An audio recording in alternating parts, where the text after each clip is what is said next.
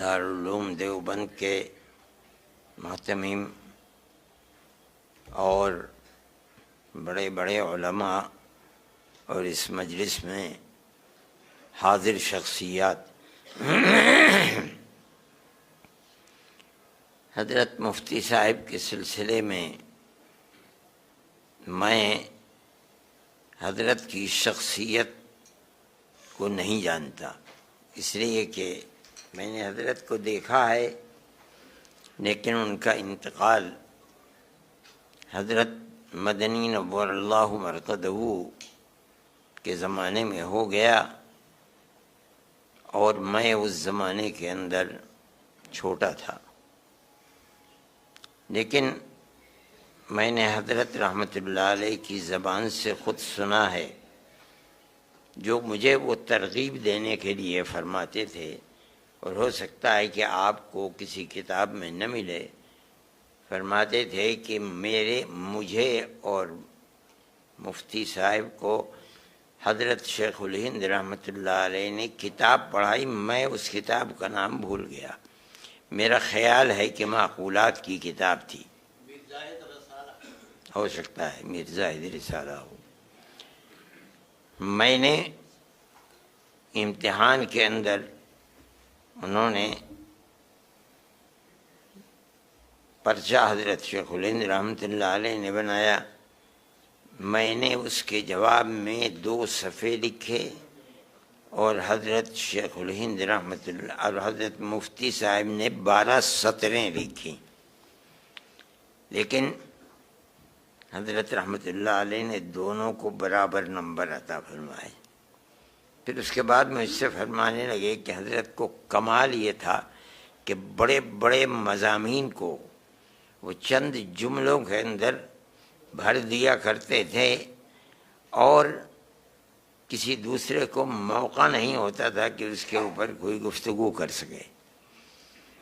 میں نے حضرت رحمۃ اللہ علیہ حضرت مفتی صاحب کے ساتھ جمعیت علماء کی تحریک میں اور اجلاس میں جو مجالس سے منتظمہ ہوا کرتی تھیں، شریک ہونے والوں سے سنا ہے کہ بڑی گفتگو ہوا کرتی تھی۔ وہ وقت تھا جمعیت علماء ہی ایک جماعت تھی جو ملک کی آزادی کے لیے کام کر رہی تھی، اس لیے بڑی بڑی گفتگویں ہوا کرتی تھیں، یہ لفظ بدلو، یہ لفظ لاؤ، یہ چیز بدل کر کے اس طریقے پر اس کو بیان کرو، اور سب بولتے رہتے تھے، مفتی صاحب خاموش بیٹھے رہتے تھے۔ گفتگو ہو جاتی تھی، اس کے بعد یہ مسئلہ سامنے اچھا تجویز لکھی جائے، یہ کام حضرت مفتی صاحب کا تھا۔ حضرت مفتی صاحب الگ بیٹھ کر کے تجویز لکھا کرتے تھے۔ کمال یہ تھا کہ حضرت مفتی صاحب تجوید لکھ کر کے پیش کرتے تھے، اور ایک ایک جملے اور لفظ کے فوائد کو ذکر فرماتے تھے، کسی کو اس تجویز کے اوپر کوئی گفتگو کرنے کا موقع نہیں رہتا تھا۔ یہ حضرت مفتی صاحب کا کمال تھا۔ میں یہ سمجھتا ہوں کہ ان شاگردوں کے اندر جو کمال بھی پیدا ہو رہا ہے اور جو دنیا کے اندر مشہور ہے، ہماری جماعت کے اندر میں سمجھتا ہوں کہ حضرت شیخ الہند رحمۃ اللہ علیہ کے کمالات ہیں۔ میں اپنے بزرگوں کے اندر کسی شخص کو اپنے علم کو منتقل کرنا دوسرے کی طرف، تلامذہ کی طرف، جو اللہ نے کمال حضرت شیخ الہند رحمۃ اللہ علیہ کو دیا تھا، وہ کسی دوسرے کے اندر نہیں ہے۔ ان کے شاگردوں کی فہرست کو دیکھ لیجئے، اگر مجدد دین مجدد ملت کہا جاتا ہے تو ان کے شاگرد ہیں حضرت تھانوی رحمۃ اللہ علیہ۔ اگر صرف علوم متداولہ نہیں، وہ علوم جو رائج تھے، جو علوم رائج نہیں تھے، ان علوم کا ماہر کسی ایک فرد کو مانا جاتا ہے، وہ حضرت شیخ الہند رحمۃ اللہ علیہ کے شاگرد انور شاہ کشمیری ہیں رحمہم اللہ، جو خود کبھی کبھی فرماتے تھے کہ دنیا میں ایسے بندے بھی ہیں جو 70 علوم کے اندر مہارت رکھتے ہیں، اور وہ اشارہ اپنی طرف فرماتے تھے۔ حضرت مدنی رحمۃ اللہ علیہ ہیں، یہ بھی حضرت شیخ الہند رحمۃ اللہ علیہ کے شاگرد ہیں، وہ لوگ جو دنیا کے اندر انتہائی اہمیت کے حامل ہیں۔ حضرت شیخ الہند رحمۃ اللہ علیہ کے علوم ہیں اور ان کا اخلاص ہے جو ان کے دل و دماغ کے اندر بیٹھا ہوا ہے۔ انہی میں سے ایک شخصیت حضرت مفتی صاحب رحمۃ اللہ علیہ ہیں۔ اللہ نے مفتی صاحب کو یہ کمال عطا فرمایا تھا، اور ان کمالات کو آپ لوگ دیکھ رہے ہیں۔ مراد آباد میں ان کی رہائش اور جو ان کی خوددار طبیعت تھی، میں بھی مراد آباد میں 10 سال رہا ہوں، اور جس مسجد میں رہا کرتے تھے محلہ کسرول کی، میں اس مسجد میں 12 میں نے نمازیں پڑھی ہیں، اسی میں رہتے تھے۔ اور وہی جو ٹوپی تھی، ٹوپی بنانے کا کام نہیں تھا، بلکہ ٹوپی کے اوپر جو لکھنوی نقش و نگار ہے وہ نقش و نگار بنایا کرتے تھے، وہ اس کو فروخت کرتے تھے، اور اس کے بعد اس کو لوگوں کے سامنے بیچ دیتے تھے، جو اس سے پیسہ ملتا تھا۔ یہ ان کی طبیعت کی خودداری تھی جو آج علماء کے اندر نہیں پائی جاتی، ہمارے اندر نہیں پائی جاتی، ہم علماء کو کیا بات کہیں۔ میں نے حضرت بھائی صاحب رحمۃ اللہ علیہ سے سنا کہ جب حضرت مفتی صاحب کا انتقال ہوا اور جس مرض کے اندر وہ مبتلا تھے، حضرت رحمۃ اللہ علیہ ان سے ملنے کے لیے تشریف لے گئے۔ ساتھ میں حضرت مفتی صاحب کے شاگرد مفتی مہدی حسن صاحب، سید مہدی حسن صاحب شاہجہاں پوری، جو انہی کے شاگرد تھے اور دارالعلوم کے مفتی اعظم تھے، وہ گئے۔ حضرت مفتی صاحب میں اٹھ کے بیٹھنے کی طاقت نہیں تھی، لیٹے ہوئے تھے۔ جہاں سے نظر پڑی وہ فرماتے تھے مفتی مہدی حسن صاحب بھاگے اور جا کے ان کے قدموں کے اندر گر گئے۔ اس کا مطلب ہے کہ مفتی صاحب کے تعلقات اپنے شاگردوں سے اس طریقے کے تعلقات تھے۔ یہ کمال تھا حضرت مفتی صاحب کا۔ مگر میں یہ سمجھتا ہوں کہ حضرت شیخ الہند رحمۃ اللہ علیہ کی تحریک کے وہ امین تھے، اور اسی بنیاد پر جب یہ بات شہرت میں آنے لگی کہ مالٹا کا سے اب لوگوں کو مل جائے گا موقع کہ ان کو معاف کر کے ہندوستان بھیج دیا جائے گا، حضرت شیخ الہند رحمۃ اللہ علیہ 20 میں آئے۔ سن 19 میں حضرت شیخ الہند رحمۃ اللہ علیہ آ کر کے دوڑیں گے کیسے، پلیٹ فارم کہاں ہے ان کے دوڑنے کے لیے؟ پلیٹ فارم جمعیت علماء کو انہوں نے بنایا، جو امرتسر کے اندر اس کی بنیاد رکھی، اور حضرت مفتی صاحب اس کے پہلے صدر ہیں، اگرچہ مستقل نہیں ہیں۔ حضرت مفتی صاحب جمعیت علماء کے پہلے صدر ہیں، عارضی صدر ہیں، یہ لکھا ہوا ہے عارضی صدر۔ اس کا مطلب یہ ہے اگرچہ علماء کی ایک جماعت تھی اس کے اندر، لیکن اس تحریک کی بنیاد حضرت مفتی اعظم تھے۔ چنانچہ بن گئے۔ حضرت شیخ الہند رحمۃ اللہ علیہ تشریف لائے، دلی میں جلسہ ہوا اور مستقل صدر ان کو بنایا گیا، مگر چند روز کے بعد ہی اس شخص کا انتقال ہو گیا اور وہ دنیا سے چلے گئے۔ تب جمعیت علماء کے افراد نے مل کر کے حضرت مفتی اعظم کو مستقل صدر بنایا ہے۔ اس لیے ان کا ایک مقام ہے۔ افراد پیدا ہوا کرتے تھے، اساتذہ موجود تھے۔ میں یہ سمجھتا ہوں کہ ان افراد کے اندر جتنی طاقت ہے، تجدید ملت کی جو اصل حیثیت ہے، میں سمجھتا ہوں یہ فیض ہے حضرت شیخ الہند رحمۃ اللہ علیہ کا۔ علوم کے اندر مہارت کا، حضرت شاہ صاحب تو حضرت شیخ الہند رحمۃ اللہ علیہ کے تھوڑے ہی آئے تھے۔ میں نے مولانا انور شاہ صاحب سے سنا ہے کہ حضرت انور شاہ صاحب کشمیری تو فرنگی مالی خاندان سے علم حاصل کرنے بولتی تھی اس کی، لیکن وہ یہاں آئے تو انتقال ہو گیا۔ یہ ان کی تقدیر تھی کہ موقع مل گیا حضرت شیخ الہند رحمۃ اللہ علیہ کے پاس، اور یہاں آ کر کے وہ 70 علوم کے ماہر بن گئے۔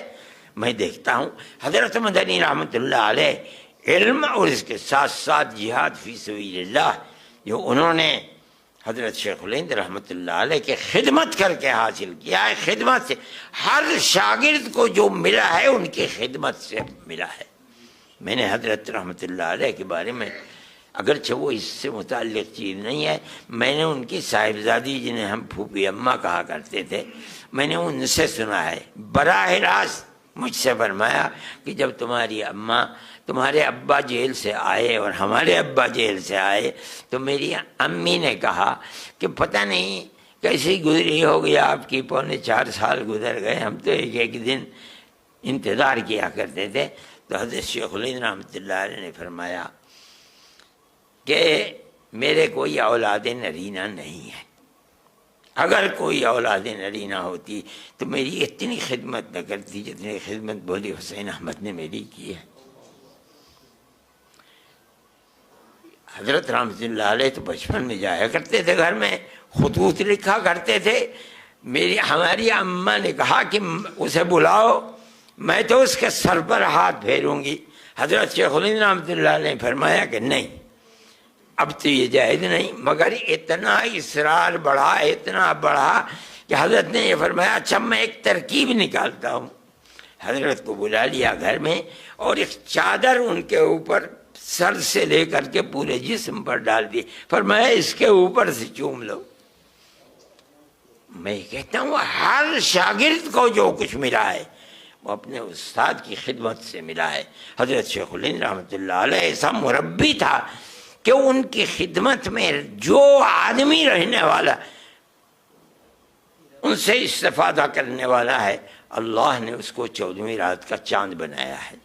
آج لوگ کہتے ہیں کہ افراد پیدا نہیں ہوتے ہیں، میں کہتا ہوں کہ افراد کہاں سے پیدا ہو جائیں گے؟ میں اپنے سر کو پیٹتا ہوں کہ دنیا یہ کہتی ہے کہ لیڈرشپ نہیں ہے، افراد نہیں ہے۔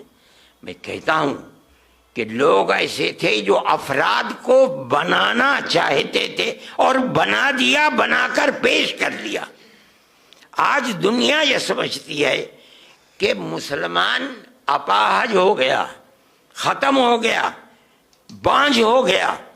میں نہیں سمجھتا ہوں یہ بات۔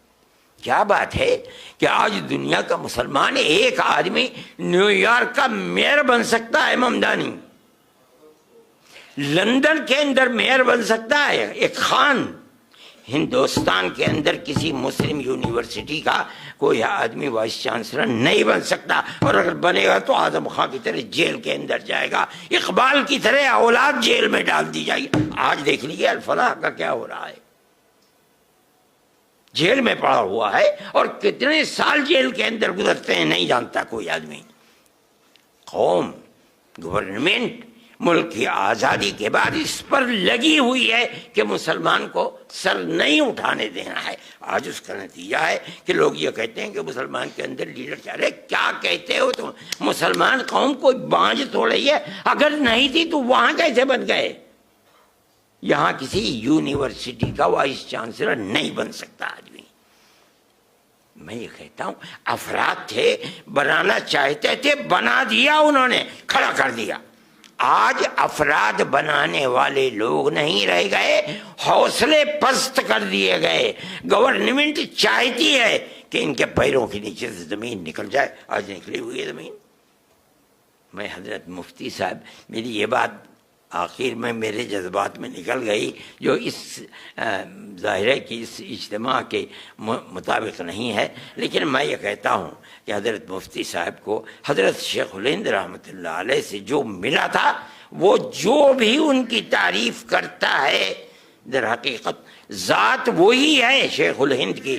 انہی کے مختلف جہاد سے ایک جہد کسی نے پکڑ لی، اللہ نے اس کو توفیق دے دی، ایک جہد کو کسی نے پکڑ لیا، ایک جہد کو کسی نے پکڑ لیا، اور اس کے بعد وہ بن گئے اور دنیا کے لیے، ہندو اور مسلمان دونوں کے لیے خیر کا باعث بن گئے، پیار و محبت کا سبب بنے۔ آج وہ پیار و محبت کی دولت ختم ہو گئی، اس لیے کہ ایسے افراد ملک کے اندر پیدا ہو گئے جن کی بنیاد ہی مذہب کی بنیاد کے اوپر، نفرت کے اوپر رکھی ہوئی ہے۔ اسے چیز نہیں ہوتی ہے۔ اللہ تعالی ملک کے اندر پیار و محبت کی وہ جو 1300 سال کی تاریخ ہے اسے پھر زندگی عطا فرما دے، اور ہمارا ملک جس طرح سے خیر و برکت رکھ کر کے چل رہا تھا، خدا کرے یہ ملک پھر پیار و محبت کے ساتھ چلے۔ وآخر دعوانا ان الحمد للہ رب العالمین۔ میں آپ حضرات سے بھی اور مفتی سلمان اور محمود سے بھی معافی چاہتا ہوں، اگر کوئی بات اس کے مطابق نہیں ہے تو بھئی میں معافی چاہتا ہوں۔ اللہ تعالیٰ اس اجتماع کو قبول فرمائے اور خیرات و برکات سے نوازے۔